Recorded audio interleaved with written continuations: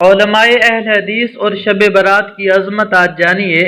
حضرت مولانا عطاء اللہ حنیف بوجیانی صاحب فرماتے ہیں کہ شعبان کی 15ویں رات کو یہ خصوصیت حاصل ہے کہ اس رات اللہ تعالیٰ اپنے اہل توحید بندوں پر خصوصی توجہ فرماتا ہے، برکتیں نازل ہوتی ہیں، تجلیات ربانی کا ظہور ہوتا ہے۔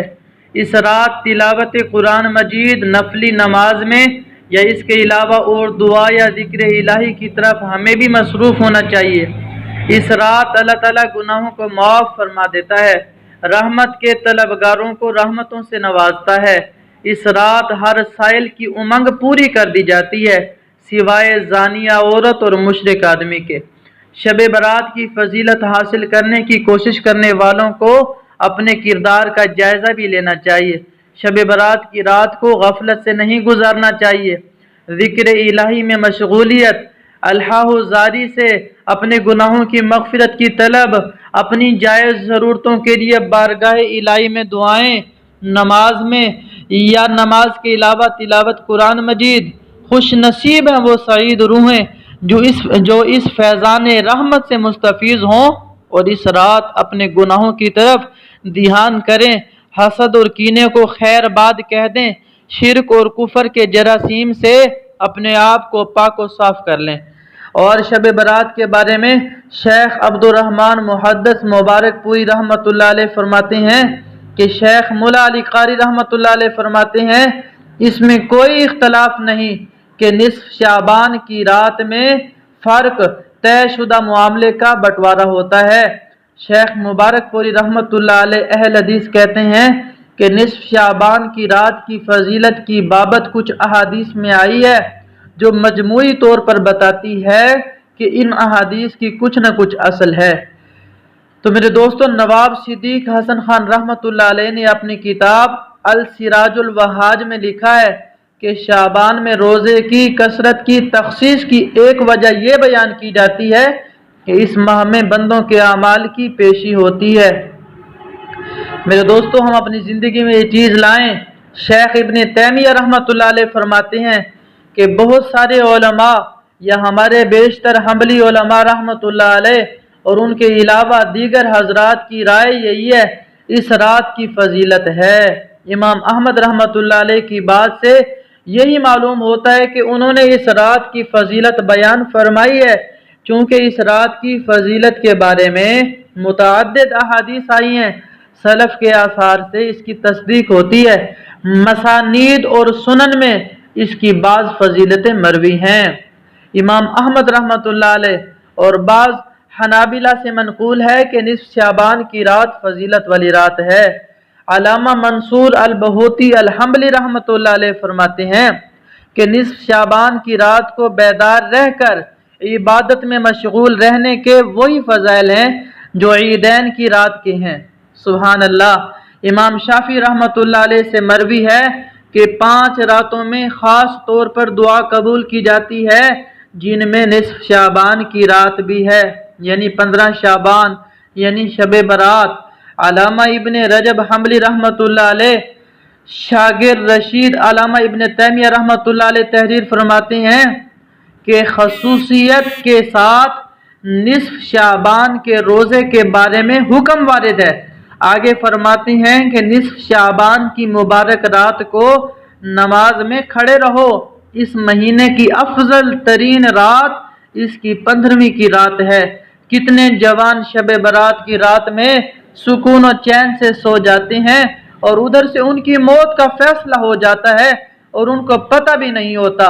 لہذا زندگی کے ختم ہونے سے پہلے ہی نیک عمل کی طرف دوڑو اور زندگی کے ختم ہونے سے پہلے لوگوں کی اموات سے ڈرو اور اللہ کے لیے اس دن کا روزہ رکھو اور اللہ تعالیٰ سے اچھی امید رکھو تاکہ ان کے لطف و کرم سے موت کے وقت کامیاب رہو۔ شیخ محدث عبدالرزاق رحمۃ اللہ علیہ نے بیان کیا ہے کہ شیخ زیاد منقری رحمۃ اللہ علیہ جو ایک قاضی تھے کہا کرتے تھے کہ نصف شعبان کی رات کی عبادت کا اجر و ثواب شب قدر کے اجر کی مانند ہے۔ امام نووی رحمۃ اللہ علیہ کی المنہاج میں بھی اس طرح کی باتیں ہیں جن سے اس رات کی فضیلت کا پتہ چلتا ہے۔ اور یہ کہ اس رات اللہ کے ہاں بندوں کے اعمال کی پیشی ہوتی ہے۔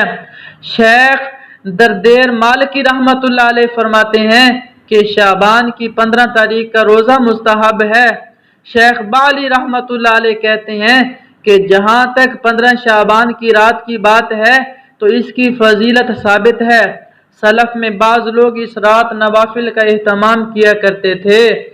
جلیل القدر تابعی حضرت عطا بن یسار رحمہ اللہ فرماتے ہیں لیلۃ القدر کے بعد 15 شعبان، شعبان کی 15ویں شب رات، شعبان کی 15ویں جو شب ہے، شعبان کی 15ویں جو رات ہے، اس سے افضل کوئی رات نہیں ہے لیلۃ القدر کے بعد۔ دوسری جگہ آپ فرماتے ہیں کہ شعبان کی 15ویں رات میں اللہ تعالیٰ ملک الموت کو ایک فہرست دے کر حکم فرماتا ہے کہ جن جن لوگوں کے نام اس میں لکھے ہیں ان کی روحوں کو آئندہ سال مقررہ وقتوں پر قبض کرنا۔ تو اس شب میں لوگوں کے حالات یہ ہوتے ہیں کہ کوئی باغوں میں درخت لگانے کی فکر میں ہوتا ہے، کوئی شادی کی تیاریوں میں مصروف ہوتا ہے، کوئی کوٹھا بنگلہ بنوا رہا ہوتا ہے، حالانکہ ان کے نام مردوں کی فہرست میں لکھے جا چکے ہوتے ہیں۔ تو دیکھو میرے دوستوں، ہمیں کتنی ساری باتوں کا پتہ چل رہا ہے۔ حضرت پیرانے پیر شیخ عبد القادر جیلانی رحمت اللہ علیہ فرماتے ہیں جس طرح مسلمانوں کے لیے زمین میں دو عیدیں ہیں، اسی طرح فرشتوں کے لیے آسمان میں 2 عیدیں ہیں، ایک شب برات اور دوسری شب قدر۔ امام قرطبی مالکی فرماتے ہیں ایک قول یہ ہے کہ ان امور کے لوح محفوظ سے نقل کرنے کا آغاز شب برات سے ہوتا ہے اور اختتام لیلۃ القدر میں ہوتا ہے۔ شیخ عبدالحق محدث دہلوی رحمت اللہ علیہ فرماتے ہیں تابعین میں سے جلیل القدر حضرات مثلا حضرت خالد بن معدان، حضرت مکحول، حضرت لقمان بن عامر اور حضرت اسحاق بن راہو یہ رحمہ اللہ مسجد میں جمع ہو کر شعبان کی 15ویں شب میں شب بیداری کرتے تھے اور رات بھر مسجد میں عبادات میں مصروف رہتے تھے۔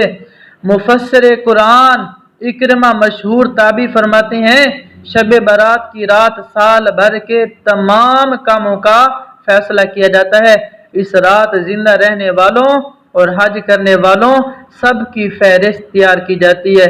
میرے دوستو بہت ساری فضیلتیں ہیں، اگر میں ان کو اکٹھا کرنا چاہوں تو ایک بہت بڑی کتاب بن جائے۔ میرے دوستو آپ ایک کام کریں، اس رات میں خود بھی عبادت کریں، دوست احباب کو بھی متوجہ فرمائیں، پر اتنی عبادت نہ کریں جیسے عشاء کی نماز بھی رہ جائے، فجر کی نماز بھی رہ جائے، وہ فرض ہیں یہ نفل ہیں۔ بندہ ساری رات نفل پڑھتا رہے تو ایک فرض کے سجدے کے برابر بھی نہیں ہو سکتے۔ فرض کا بھی اہتمام کریں اور جہاں تک آپ کی طبیعت ساتھ دیتی ہے تب تک عبادت کریں، پھر سو جائیں۔ اللہ تعالی ہمیں عمل کی توفیق عطا فرمائے۔